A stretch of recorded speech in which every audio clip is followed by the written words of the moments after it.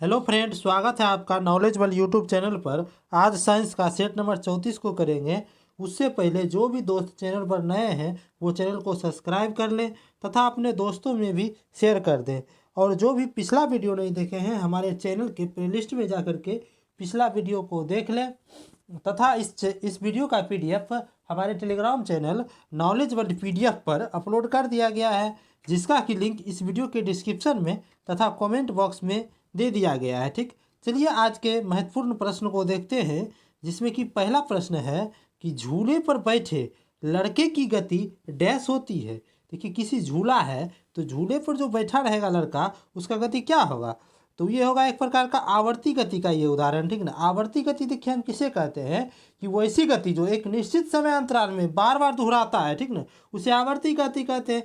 जैसे एक झूला है, इस पर लड़का यहाँ बैठा हुआ है, कोई लड़का है यहाँ, झूला है माना कि ये, इस पर कोई बैठा हुआ है। ठीक, ये लड़का बैठा हुआ है। जब ये झूला झूलता है तो यहाँ से कोई इसे पीछे से धक्का देता है तो ये क्या होता है, पहले यहाँ जाता है, इस पॉइंट पर पहुँच जाता है, इस पॉइंट पर, अब पुनः फिर इस यही पॉइंट पर आ जाता है। यानी क्या, इस पॉइंट पर जो है ये रास्ता में बार बार जा रहा है। यानी कि क्या हुआ, जो कि निश्चित समय अंतराल में जो ये बार बार दोहराया जा रहा है इसी काम को। ठीक ना, ये क्या हो गया, आवर्ती गति हो गया, जो कि ऑप्शन नंबर डी में दिया हुआ है। चलिए अगला प्रश्न है कि ब्रह्मांड की प्रत्येक दूरी वस्तु को एक बल द्वारा आकर्षित करती है, जो कि मतलब एक दूरी नहीं है, एक दूसरी वस्तु होना चाहिए, एक दूसरी वस्तु को एक बल द्वारा आकर्षित करती है जो डैश के समानुपाती होती है। देखिए, कोई वस्तु है ए और ये कोई वस्तु दूसरा, ये दूसरे को जो आकर्षित करता है इसमें गुरुत्वाकर्षण बल लगता है। ठीक है, गुरुत्वाकर्षण बल कारण आकर्षित करता है।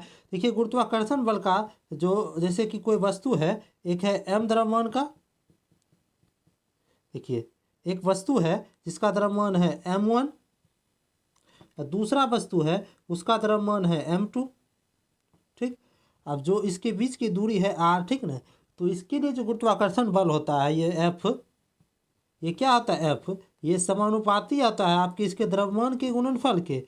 यानी कि m1 इंटू m2 के क्या आता है, समानुपाती, तथा ये व्युत्क्रमानुपाती होता है किसके, इसके बीच की दूरी के वर्ग के व्युत्क्रमानुपाती होता है। ठीक, आप देखिए क्या कह रहा है कि जो डैश के समानुपाती होता है, समानुपाती क्या होता है, m1 और m2 के गुणनफल के समानुपाती, यानी कि उसके द्रव्यमानों के गुणनफल के समानुपाती हो गया, जो कि ऑप्शन नंबर सी में दिया हुआ है। चलिए अगला प्रश्न है कि विकल्पों में से उल्लेखित तथ्यों में से कौन सा गुरुत्वाकर्षण के सार्वभौमिक नियम द्वारा समझाया नहीं जा सकता है। ठीक ना, देखिए गुरुत्वाकर्षण का सार्वभौमिक नियम किस किस के बीच लगता है, तो गुरुत्वाकर्षण का सार्वभौमिक नियम जो है किसी भी दो वस्तुओं के बीच गुरुत्वाकर्षण का सार्वभौमिक नियम लगता है, लेकिन जो है ये उपग्रह पर जो है ना नहीं लगता है। ठीक ना, गुरुत्वाकर्षण का जो है सार्वभौमिक नियम ये उपग्रह के लिए जो है मान्य नहीं होता है। अब चलिए ऑप्शन को देखते हैं। ऑप्शन ए है कि वह बल जो हमें धरती से बांधे रखती है, यही तो गुरुत्वाकर्षण है, जो कि इसके पूछा यहाँ पर नहीं समझाया जाता है ना।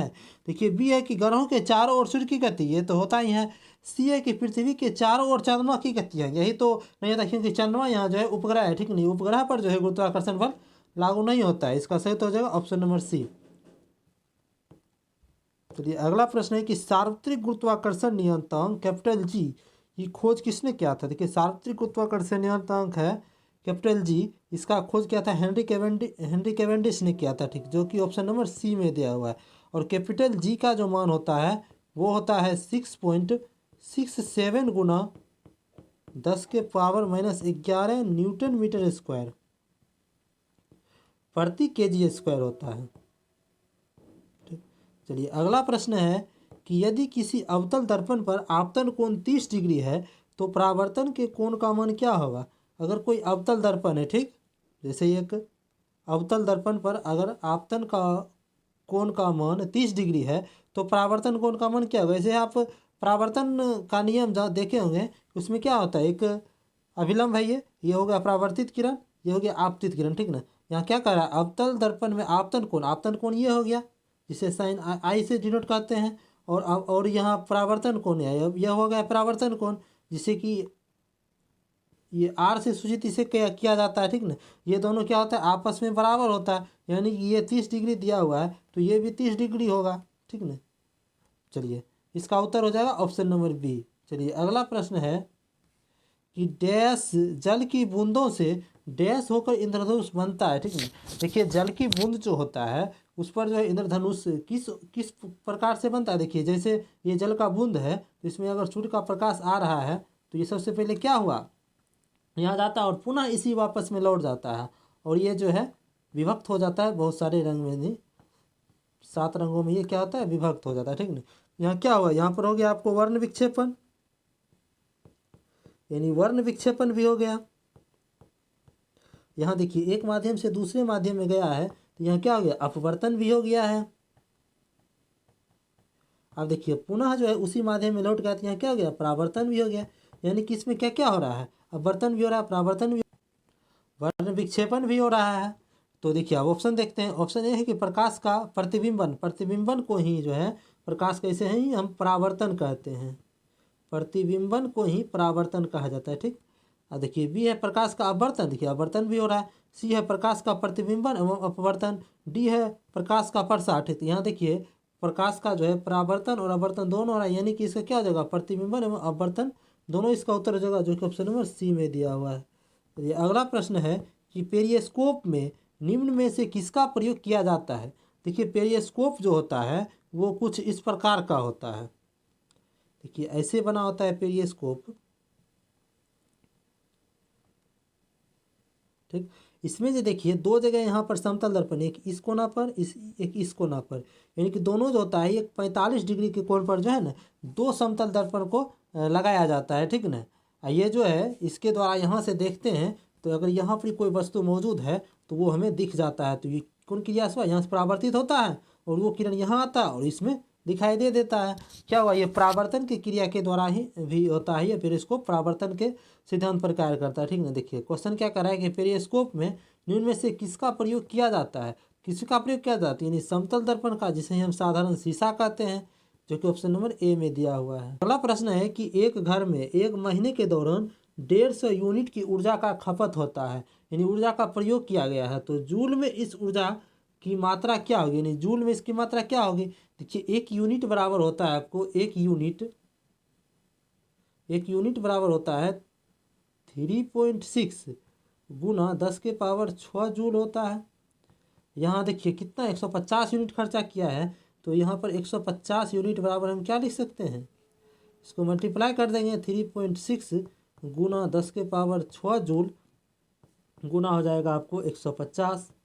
जब हम इसको सॉल्व करेंगे तो हमको इसका वैल्यू आ जाएगा 5.4 गुना 10⁸ जूल, जो कि ऑप्शन नंबर बी में दिया हुआ है। चलिए अगला प्रश्न है कि स्रोत आर, यानी स्रोत प्रतिरोध आर, प्रतिरोधक में करंट आई बनाया जाता है यदि प्रतिरोधक की विभवांतर वी है तो समय टी में व्यय की गई विद्युत ऊर्जा, देखिए विद्युत ऊर्जा को एच से डिनोट किया जाता है, ठीक है। देखिए एच बराबर फार्मूला होता है एच बराबर I² RT। देखिए इसी का एक और फार्मूला होता है एच बराबर V²/R। एक और फार्मूला होता है एच का, एच बराबर VIT। एक और होता है एच बराबर PT, ठीक ना। अब यह क्या कह रहा है, विद्युत ऊर्जा को डैश मतलब व्यय की गई ऊर्जा कौन होगा। देखिए इस सब में से कौन सा है, देखिए V² नहीं होगा, देखिए क्या जगह VIT हो जाएगा, ठीक ना, जो कि ऑप्शन नंबर डी में दिया हुआ है, जो कि VIT। देखिए एच बराबर VIT होता है, जो कि ऑप्शन नंबर डी में दिया हुआ है। चलिए अगला प्रश्न है कि डैश धातु का उपयोग जो है इलेक्ट्रॉनिक बल्ब के फिलामेंट बनाने में किया जाता है। देखिए इलेक्ट्रिक बल्ब का जो फिलामेंट होता है वो टंगस्टन का बना होता है, जो कि ऑप्शन नंबर सी में दिया हुआ है। इसका सही उत्तर हो जाएगा ऑप्शन नंबर सी। चलिए अगला प्रश्न है कि निम्नलिखित में से कौन नाभिकीय विखंडन में मंदन का कार्य करता है, ठीक है। देखिए नाभिकीय विखंडन में जो है मंदन का कार्य कौन करता है, ये मंदन का कार्य करता है, आपको मंदन का कार्य करता है D2O और ग्रेफाइट। ये नाभिकीय विखंडन में जो है मंदन, ये न्यूट्रॉन को क्या करता है कि धीमा कर देता है, ठीक है। ये न्यूट्रॉन को धीमा कर देता है, ठीक। और एक होता है आपको नियंत्रक क्षर, ठीक ना, नियंत्रक क्षर के रूप में जो होता है नियंत्रक क्षर के रूप में प्रयोग किया जाता है आपको बोरोन और कैडमियम की क्षर को, बोरोन एंड कैडमियम की क्षर को, ठीक। और ये क्या करता है कि ये न्यूट्रॉन को जो है ना ये अवशोषित कर लेता है, ठीक ना, ये न्यूट्रॉन को अवशोषित कर लेता है और ये न्यूट्रॉन को धीमा कर देता है। अब देखिए क्या कर रहा है कि निम्नलिखित में से कौन सा नाभिकीय विखंडन में मंदन का कार्य करता है। तो मंदन का कार्य कौन कर रहा है, D2 और ग्रेफाइट, यानी कि भारी जल और ग्रेफाइट।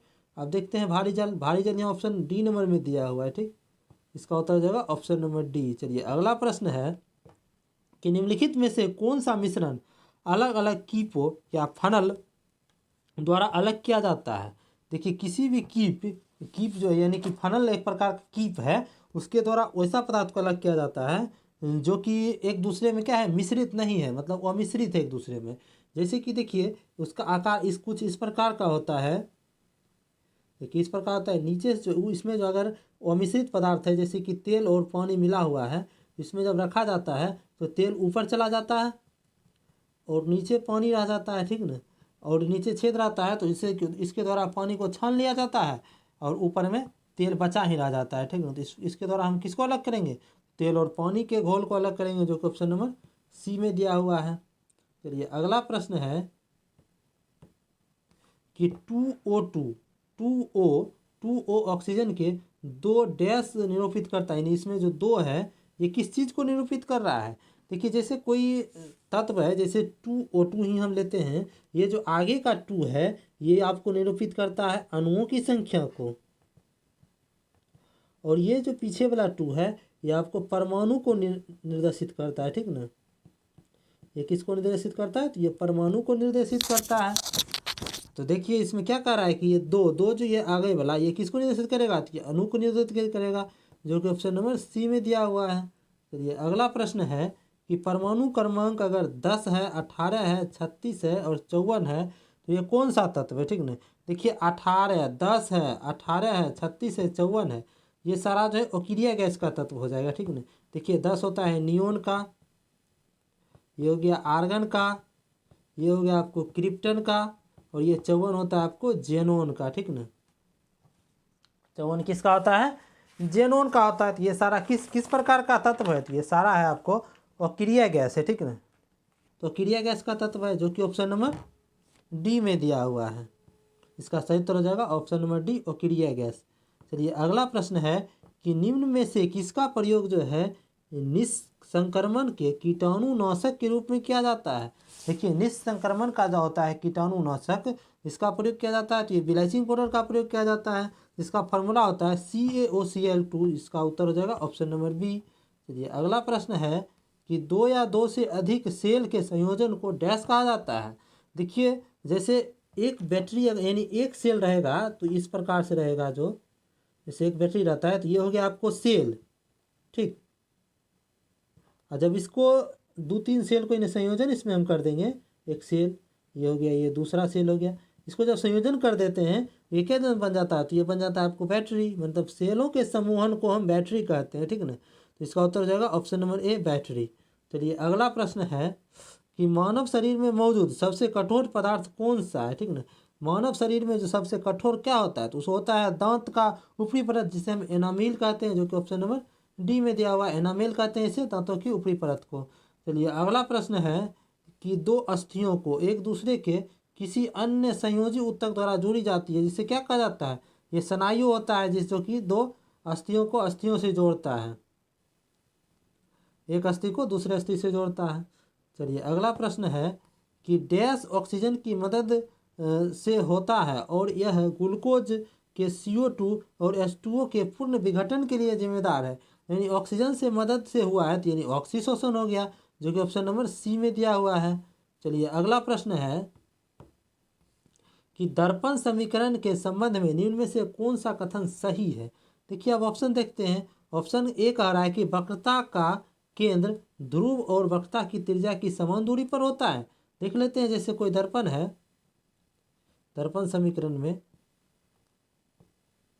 यह आपको पोल हो गया, ठीक। देखिए ऑप्शन ए कह रहा है कि वक्रता का केंद्र ध्रुव और वक्रता की त्रिज्या से समान दूरी पर रहता है। देखिए वक्रता का केंद्र ये हो गया सी, और ये ध्रुव हो गया पोल, से वक्रता की त्रिज्या से समान दूरी पर रहता है, नहीं, सेम नहीं होता है, ये गलत है। बी है कि सभी दूरियों को दर्पण के ध्रुव से मापा। जैसे यहाँ देखिए वक्रता केंद्र की दूरी को हम आर मापते हैं, ये कहाँ से मापे हैं, तो ये पोल से ही मापे, यानी कि ध्रुव से ही मापे हैं।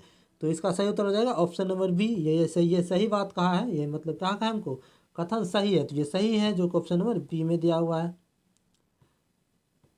चलिए ये आज का अंतिम प्रश्न था। जो भी दोस्त चैनल पर नए हैं तथा वो चैनल को सब्सक्राइब नहीं किए हैं तो वो चैनल को सब्सक्राइब कर लें तथा अपने दोस्तों में भी शेयर कर दें, तथा जो भी पिछला वीडियो नहीं देखे हैं वो चैनल के प्लेलिस्ट में जाकर के पिछला वीडियो को देख लें। और इसका PDF हमारे टेलीग्राम चैनल पर अपलोड कर दिया गया है और टेलीग्राम चैनल का लिंक इस वीडियो के डिस्क्रिप्शन में तथा कमेंट बॉक्स में पिन कर दिया गया है। चलिए अंत तक बने रहने के लिए धन्यवाद। मिलते हैं अगले वीडियो में।